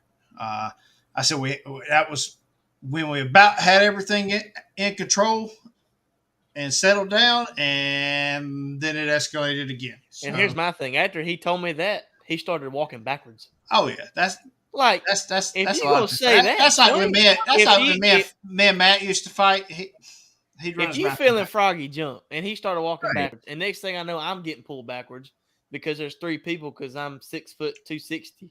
I mean, it could have took one person, but man, I tell you what, the women separated you guys, and what was it? I think it was I think it was Jeff's wife who was just saying we're done, we're leaving. And then Jason's got a black eye because of Amanda.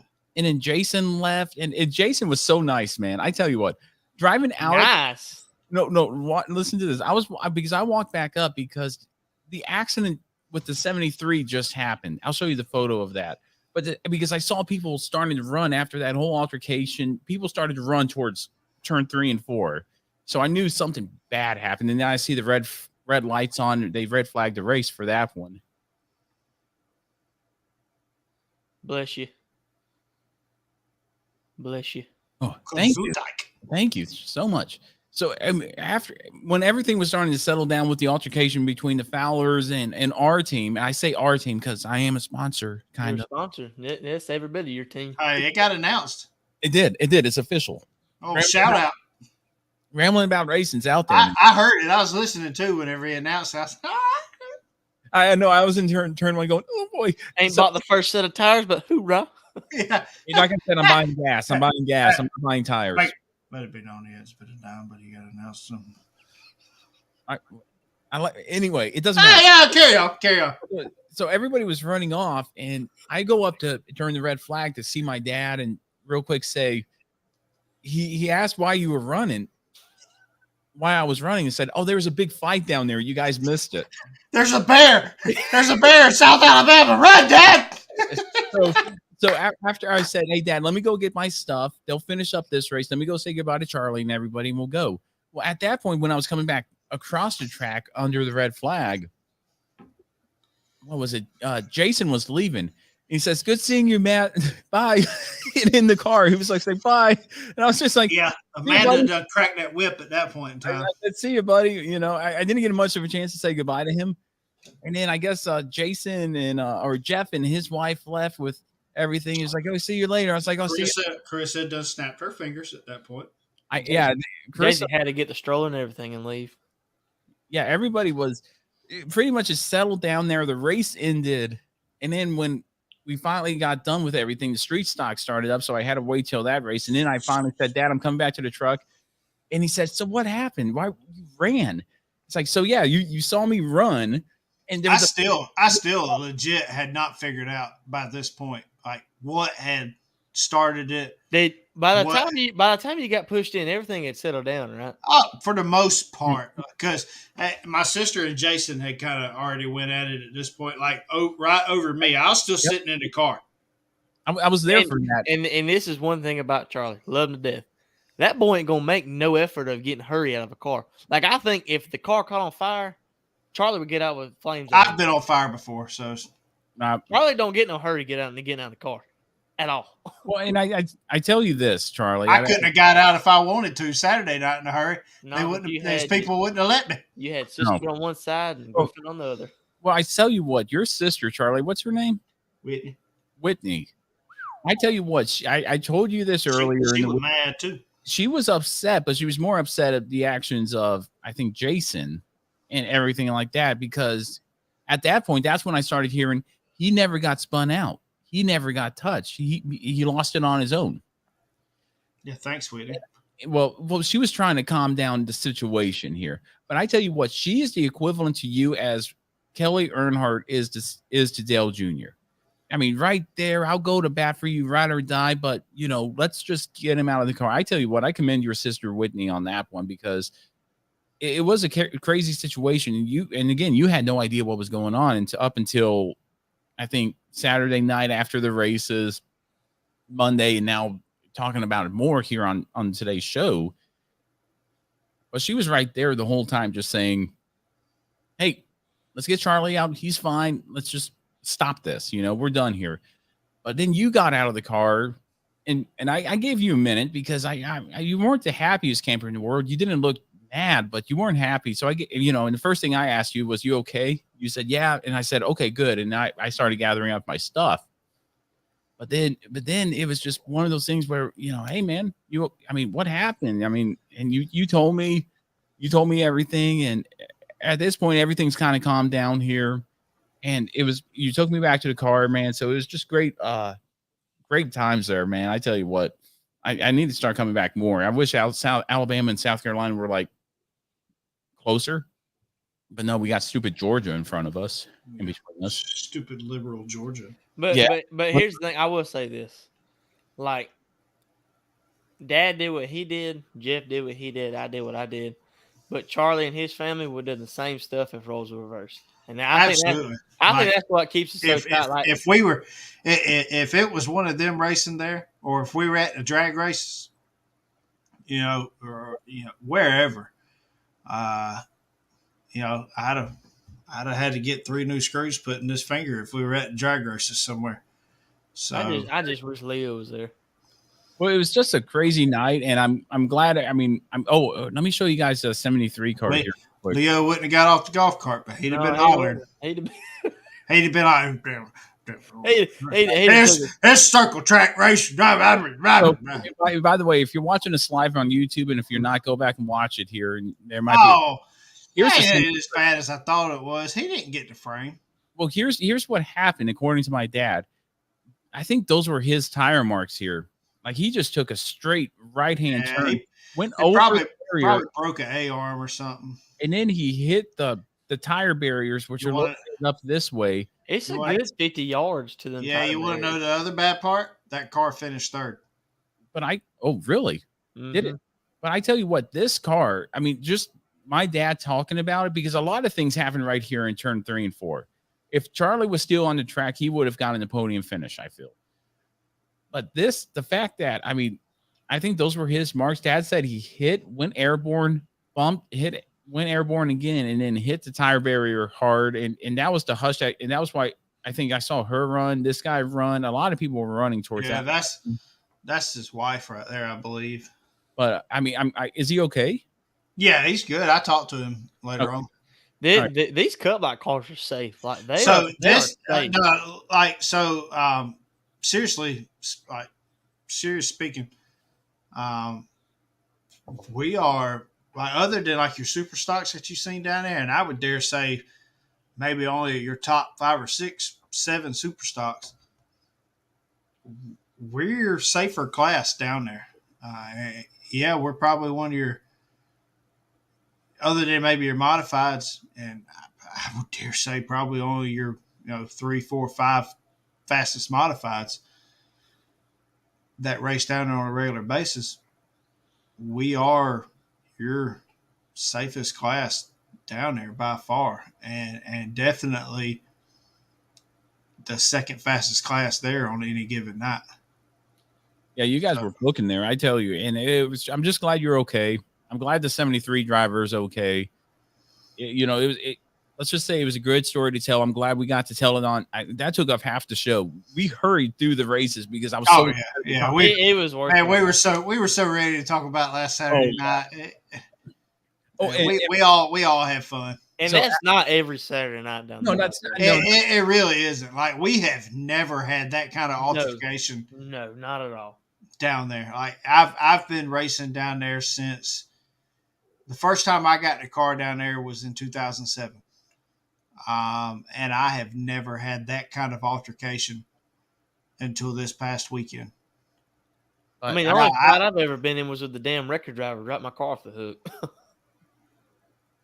But man, that was a crazy night. I'm just glad everybody's okay. I'm glad, I'm glad Charlie's okay again. I'm glad I got to meet Austin. I think I met you before. I think it was Jeff before, but I don't know. I don't remember Jason, but it was good to just meet everybody there. It was just good to. Yeah, we had a crowd down there this past weekend. I tell you what, you guys accepted me as one of your own, even though I didn't do much except take photos and stuff. It's always great, having Make-A-Wish come on board. Oh my gosh. No, that's what he told me. Listen, me, Jeff, and Brandon kind of stepped back, and some of the track's finest came down and was getting autographs from Charlie. I don't know who said it, but somebody. Make-A-Wish, actual Make-A-Wish. Borderline. We'll say borderline. Okay. Somebody said Charlie's got a good group of. It might have been me. Well, I played the role and went up there and said, "Charlie Hercus, can I get an autograph?" And he said, "Yes, from my Make-A-Wish spotter." And that kind of hurt my feelings. So yeah, the Make-A-Wish was definitely. Well, I'm sitting here burning Biden's gas coming down there. I mean, the least you could do is not poke fun at that. Just saying. Nah, man, you look. It was fun. It was anybody that hang it. I wouldn't have anybody in my area that wouldn't just welcome people.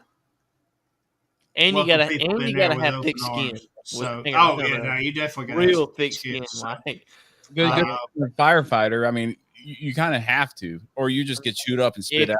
If you got thin skin, you're going home crying after a race.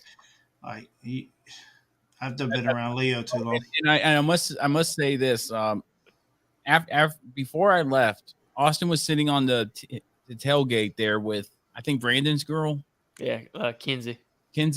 She got broke in right this past week. She was shocked. So she junior dragster raced with us years and years ago, and she was sitting there with me, and she was like, "I've never seen you get that mad," and I was like, "It comes out every once in a while." Right, it happens, man. But you were sitting there talking to Kinsey, and I saw you cooler there. I'm like, "Hey, man, let me get a beer. I'm about to leave. I want to have a beer with you." It's like, you said I'm not having one now, but you could go ahead and help yourself. So I helped myself. Charlie's mom is the sweetest woman, one of the sweetest women I've ever met. She told me about this. I only met her right up to this point, but she came up to me and puts her arms, like hands on my shoulders. And I went, "Oh, yes, ma'am. What can I do for you?" And she says, "This is an alcohol-free track. If you don't get rid of that, Charlie's going to get kicked out." All of a sudden, I'm chugging it. It's like, sorry, throw it away. My bad. And Austin acted surprised. We're like, "Oh, I didn't know." Well, in my defense, that we had me and Eddie left the beach coming to the track. So we had the beach cooler in the truck. Fair enough. Or in the Jeep. But see, in my opinion, I think at least after the festivities are done, and I wish I would have stuck around for after the festivities, but I had my dad there. It was getting late. I had to drive home the next day. When the festivities are done, I wish I could take Monday off so I could just sit there and enjoy drinking beer with you guys, or at least go back to Charlie's house and just drink beer with you guys. I think we'll catch up on the beer drinking at Talladega. But by far. Oh, for sure. 6:30 breakfast. Like Howie better have a security guard walking with them 24/7, because if we get 10 apiece, I'm pretty sure I'm going to talk Howie into letting me be his security guard. Charlie's making a debut in the Xfinity. I'm bringing my stuff. And if Howie wins that race, party that we're gonna have. Yeah, I'm pretty sure I'm bringing my helmet and everything that race. Okay, let's do that. But I mean, it was good seeing everybody. It was good just being a part of your guys' group. Thanks for letting me and my dad and my nephew be a part of that. Oh yeah, no doubt, man. It was just great. I can't wait till next time. I hope it's not 3 or 4 years after that we get to do this again. I'm pretty sure now that we have our daughter Maury that will push everything down and start coming down there more and at least getting together with everybody. But at least now we got Talladega coming up in October. I can't wait for it. But and that's about it. Unless you guys have anything else until we get into our final thoughts here. I think we covered everything. Hey, look, past couple of weekends of racing and NASCAR has been great. But guys, even with the extra excitement from this weekend and as sucky of a race that it wound up being for me after qualifying first and sitting on the pole. Actually, both of Roy's cars sitting first, qualifying first and second, and both of us just having horrible nights. I had a blast from the time we woke up, went to Dothan, had brunch at Cracker Barrel with Matt, Caroline, and my niece that I finally got to meet for the first time. I had a blast Saturday, guys. I enjoyed it. My daughter, I guess, has a future in MMA now. I found out. So worst professions, I'm sure. So, yeah, I guess there is. So at least there's one thing you can take away from Saturday night. You know who's got your back. Oh yeah, no doubt. And even though I was there towards the end after taking photos, I emptied my pockets. You were running in flip flops Yeah, that's rule number one. Don't show up to a round track wearing flip flops. I'm ready to go. He didn't tell us, but he stumped the stove. No, I'm fine. No, well, it was crazy too because Matt was looking through the toolbox. I threw all the stuff on the toolbox, and my camera strap was hanging off, and it was just getting caught up and stuff. Those wasn't tears because he was mad. Those were tears because he stumped that big toe on the way over there and tore the hide off the end of it. No, I promise I didn't. I was when Brandon took off, I was ready to go. I was like, let me take a few photos just so I got him, and then I'll fight. I even had my guy picked out. I said, okay, there's my guy. Well, Brandon's been around us. We've been friends for about 15 years now. So Brandon Holt knew what was fixing to happen. So he said, I got to get over there. Because even Brandon told me, he said, I was walking with Matt, and then I looked at Matt and said, I got to go. Yeah, he took off running, and I said, well, if you're going, I'm going, buddy. Ride or die. I'm going with you, man. But anything else before we get into our final thoughts here? I got something special here planned for the final thoughts here, but anything else before our final thoughts here? No, sure, I'm good. Nah, let's get it. White flag. White flag.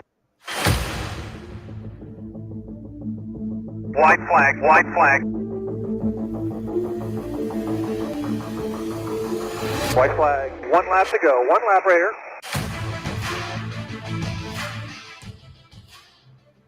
You would think in 2 weeks that I would have enough time to make a video for our YouTube and all of our streaming platforms about that, but I haven't. It's okay. I'll get there one day. But final thoughts here from Ramblin About Racing. Great episode. If you stuck around this long, I really do appreciate you taking the time to do that. It's been a fun episode. Like I said, I was more interested in what happened at South Alabama Speedway Saturday night than I was the Cup Xfinity truck. I don't care what it was this past weekend because I was there at the track. It was great. And I did manage when Charlie was there coming into the track with his Cup Light car. I managed to smell the exhaust. So now I know what you guys mean by the additive with the smell. What are you talking about? Hey, yeah, I know what you're talking about. What are you talking about? Oh, never mind. I was drunk. I farted. I don't know what to say. Whoops. You guys need to disclaim that, man. Well, we're live now. I'm gonna have to go back to using them gas shocks. I got my bedroom. Remember the whole Bubba Wallace's dad went off to run and get a jug of milk and never came back? Yeah, I guess I gotta go buy some more freaking milk now and not come back. Emma, I love you. You've never told me. We've talked about that on the show before. How is this brand new? Tough, it's up to you to raise Emma. Babe, where'd you put them gas shocks I put in the attic? We're going to find. Oh, God. Final thoughts here on Ramblin' About Racing Car. There are no more thoughts. We're All the finishing, thoughts are out the window. we're finishing 5th next race, guys. Just let you know. Yeah. By God, by the time they make it to us, they're going to be tired of tearing stuff down. Who's Yeah. Eddie? Who's Eddie Burst? That is Austin's father-in-law. Oh, that's hey, my Eddie. father-in-law. It's good to see you. That's homie that took a cheap shot in the back. Well, wait a minute. As your sponsor, just tell them, I'll talk to them and say, I bought the additive. Quit saying the A word.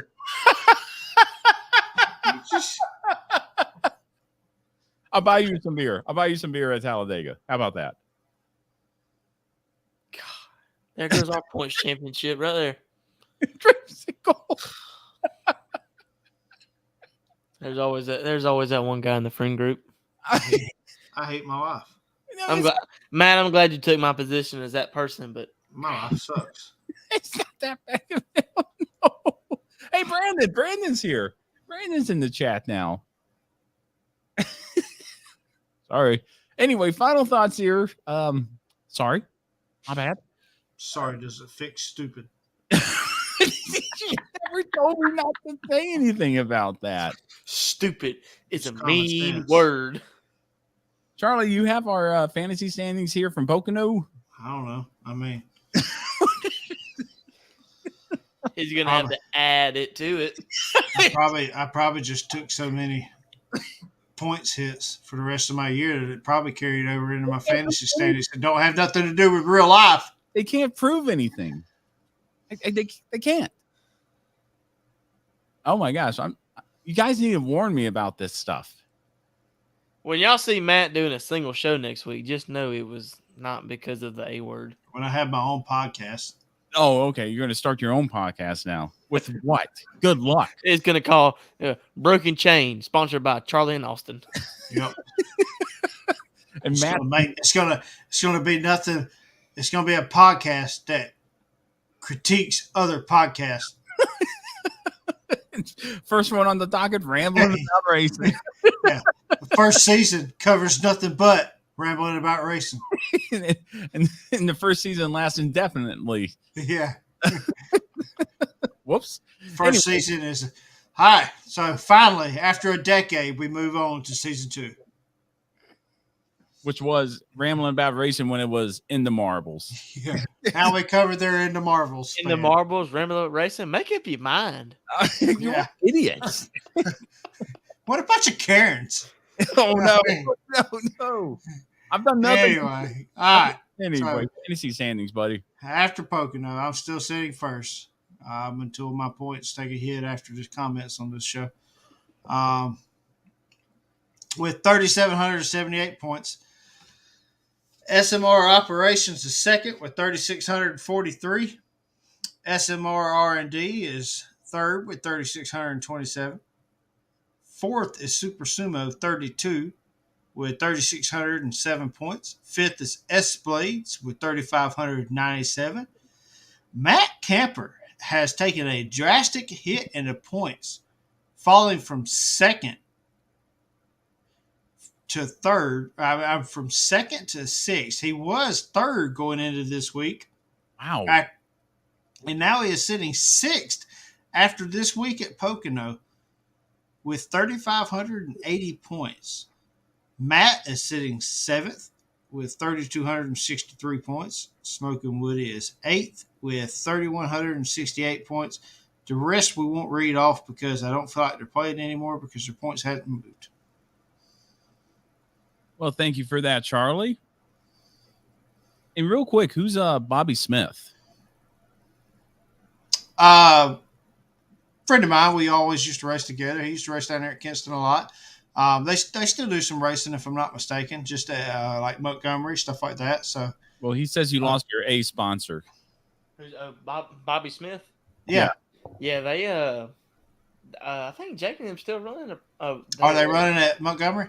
Not the past couple races, but I know they ran one or two up there, maybe. What did I lose? He said Your A sponsor. a sponsor talking about Ramblin' About Racing because of Oh, the word. Sorry, buddy. I probably did. So it is what it is. Lost a lot this weekend. Let's just carry it over into this week.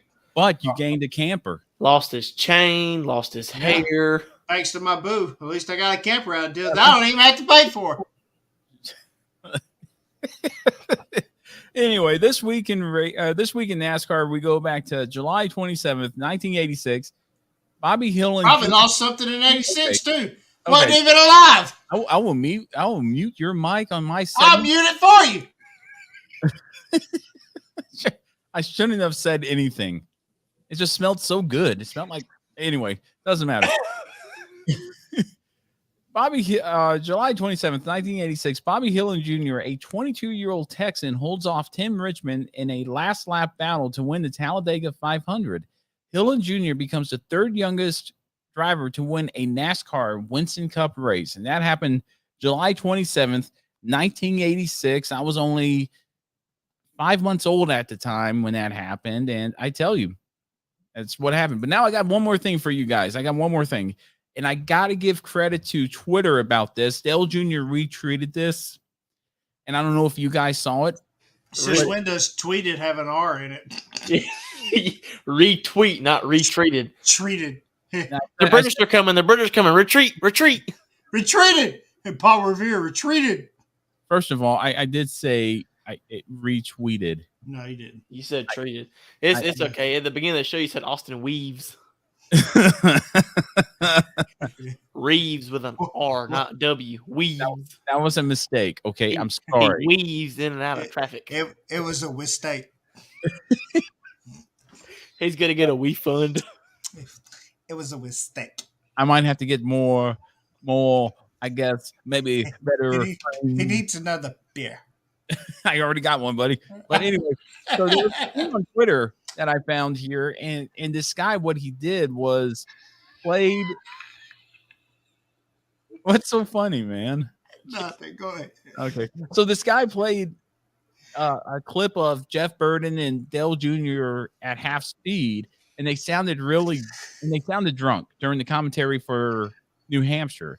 So I went around and looked up NASCAR announcer fails on YouTube and played it at half speed. And I want you guys to listen to a few of it because it might remind you of me. It might not, but this is some funny stuff here. This is at half speed again. Suggestions down there as well to you. Thank you, buddy. Yeah, this is a great way to start the 2011 season up here doing the Nationwide Truck Series. Boogity, boogity, boogity! Let's go truck racing, boys and girls! I cannot stand Darrell Waltrip. Like that right where is a little bit low? Well, I'm not sure. I think he's decided just to go.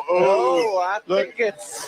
And this is why people make fun of us. Yeah, this is why people make fun of NASCAR. A truck goes around. Max Gresham in the 88 around. Now we'll bring the caution out. I'm sure you could do this with any sport and it sounds just as funny. Pace car comes out, picks up Joey Logano, Clint Boyer, Kurt Busch, and we have 19 cars on the lead lap, one of which is the 7 of Jimmy Johnson. Larry, let's take a look at tonight's right combination sponsored by Subway. Most of the day, guys, we've seen Hillenberg running back for 5th or 6th, and I'm not sure his car's handling well enough to go up there and make a pass for the lead on. Okay. Can we stop this? Yeah, we can stop this. It'd be better if you saw it. I thought it was funny. I thought you guys would get a bigger kick out of that. Jason liked it. That's going to be us at Talladega. Yeah, that's going to be 100% up there. Look at the car going. Yeah, that'd be me this. Let's see, was it 9:15? Oh yeah, 9:15 in the morning. Absolutely. Oh my gosh. Yeah, Charlie doesn't take breaks at races. I tell you that. Well, gentlemen, thanks for showing up here. It was a great seeing everybody again Saturday. Sorry about the loose comment right there. My bad. Oh, too late now. You can't, there's no takebacks on freaking live. Yeah, but so we're live. It's done. I don't know what to tell you. You know what I got to say that? Anyway, Edit that.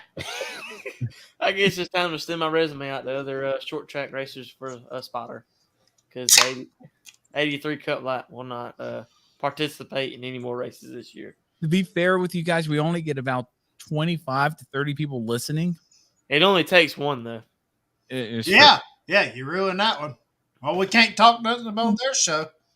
That way, you know, if we tell them in confidence off air, then, by gosh, they'll just repeat that on there. All right. Y'all tune in next week for Charlie and Hercus and Austin Reeves Broken Chain podcast. All right. Remember that. Remember who gave you that equipment, though. So I'm just saying. Anyway, gentlemen, anything else before we wrap it up here? No, sir. Yeah, so there's these three guys riding in a plane. Yeah. I'm just kidding. I'm not going to tell you. How do you ride in a plane? Exactly. You ride in a vehicle. It's You a fly joke. in a plane. It's a joke. Well, I heard a joke this weekend. What do you call an airplane with no wings? I don't know. A bus. Okay, Charlie. Since we're on the jokes, what do you call a blind dinosaur? I don't know. Do you think he saw us? You better get those dad jokes ready there, Austin. I tell you. Listen, if you want to hear a good joke, just call me, because you can ask anybody affiliated with me. I am the jokester of the bunch. All right. I can't wait to Talladega, man. It should be fun. But, gentlemen, anything else before we wrap it up here on this week's episode? What type of possum is in the middle of the road and not moving? A dead one. No, Himalayan. All right. We're going to go ahead and wrap it up here. We're going to go ahead and wrap it up. We're going to wrap it up here. I'm going to only assume that they have nothing else to say here. So it's 2 hours in here. We're going to wrap it up here. So we're just going to wrap it up here on this week's episode of Ramblin' About Racing. Thank you so much for tuning in to us, whether you're on your regular podcast platform, B.U.R.N.S Radio's YouTube, Facebook, Twitter, or Twitch. Really do appreciate you doing that. I'd like to thank our partners for the show, Stand Up to Cancer Fanatics, for all they do, not only for us here at Ramblin' About Racing, but for what they do for B.U.R.N.S Radio as well. Make sure to go to ramblingaboutracing.com for links to all of our social media platforms, Facebook, Twitter, Instagram, YouTube, Twitch, you name it, it's there. And it can also just be part of the show one day if you really wanted to, I guess.